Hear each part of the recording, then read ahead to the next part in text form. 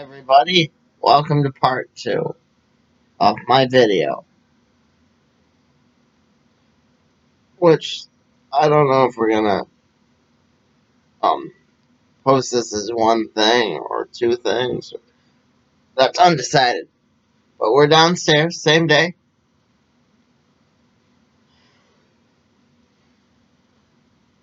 and what I guess I was trying to say in in the first one, they didn't have a whole lot of magic and mysticism and that whole thing in the first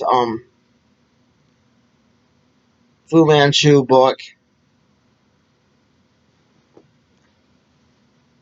But when you got to the second, you found out that Nayland Smith is more wily than it made him look smart, especially the part where they go to Rangoon, or Smith goes to Rangoon. I mean, I did find their evil plot to be his original evil plot to be kind of silly in the second book, but you got to remember it was written in like 1930. I could be wrong. I listened to the first one on Audible, but they don't have the second one on Audible. Yeah, they don't have, like, the whole Fu Manchu saga.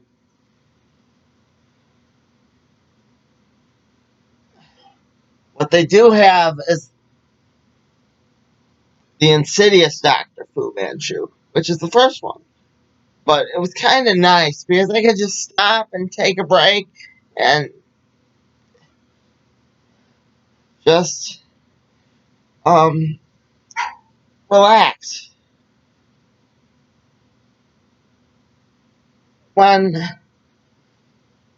I viewed it here on YouTube, which is how I viewed this second book, which I advise you all to do.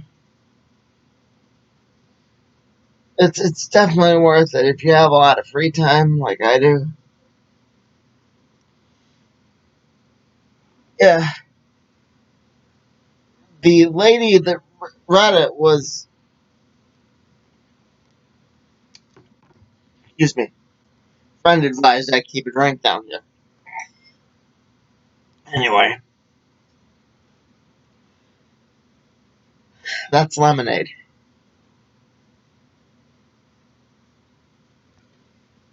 Oh. So the lady back to the lady that actually read the book. She was a very good narrator. The man that originally read it on Audible was a good for a professional, but didn't really keep my interest toward the end. I mean, I just got finished reading The Maltese Falcon. I know I promised you that review too, but that was more enjoyable on Audible because the guy that read that actually did the voices and helped differentiate between the characters. You know, the lady that read it here on YouTube, The Return of Doctor FuMan Chu, did that. Actually helped you differentiate. And if you can differentiate in your mind, okay, this character's over here, that character's over there, it makes it a whole lot easier. Um,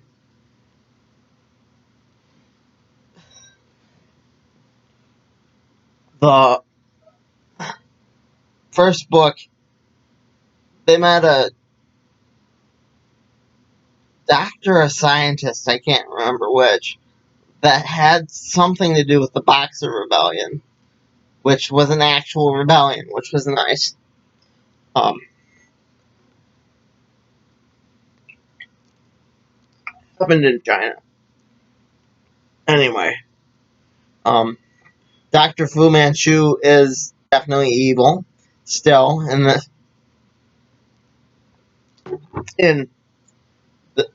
this one and part two, which I think I should talk about now. Okay, on to part two.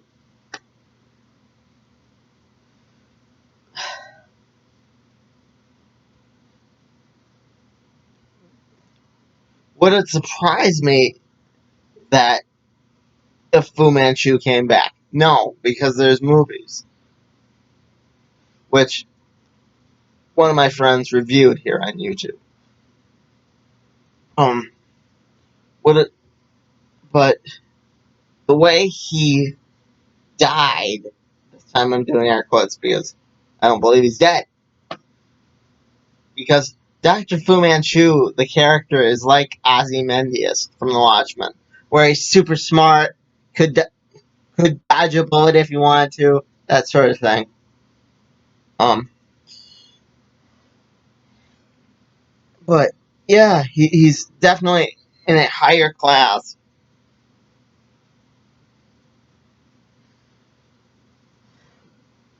The review here on YouTube didn't pussyfoot around the topical nature of that book at that time, but the Audible recording, I'm not saying did either. And I definitely know that it had an impact. After all, that's where a Fu Manchu mustache gets its or beard gets its name. Because if this book didn't have any variety of impact, it wouldn't definitely do that.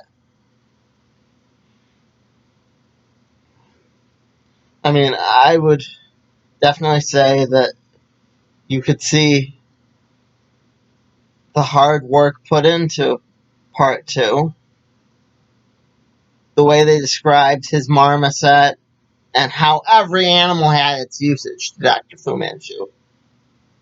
The Even the baboon man, which, yeah, I don't know if it's a real thing or something they made up for the book, but yeah, everything had its usage.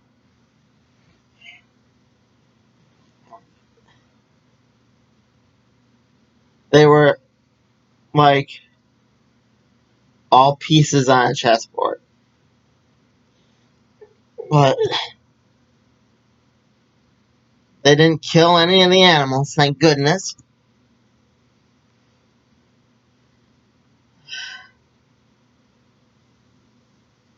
Do Karamina, which is Dr. Petrie's girlfriend, and, and Dr. Petrie end up together? I'd like to think so. I hope if this wasn't the last book they do. But in the end of this one, Return of Dr. Fu Manchu, and The Insidious Doctor FuMan Chu, first two books, I believe no. But yeah, if there was an opportunity to write it, I'm I'm intrigued by their relationship. It kind of reminded me of Watson and his wife. That because most people don't know, in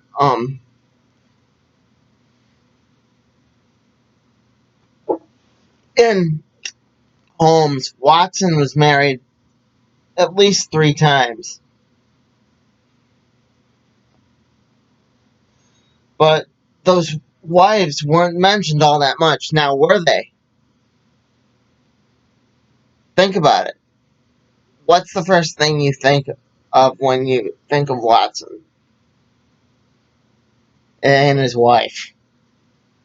So, um,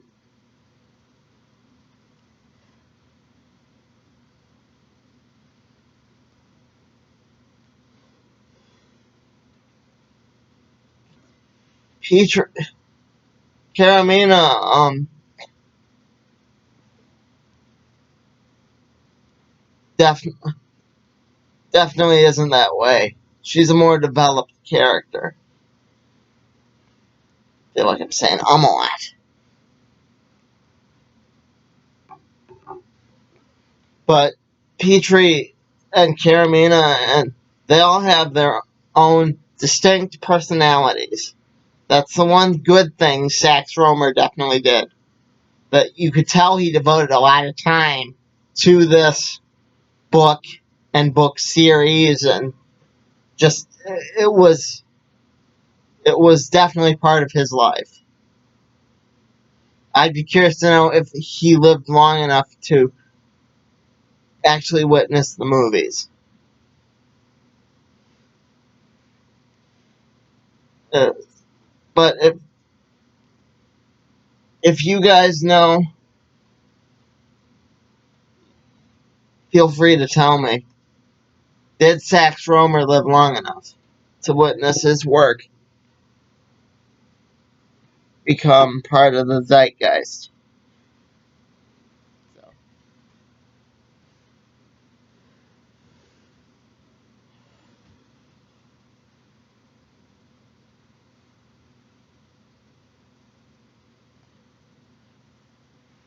okay, I think I've rambled for long enough.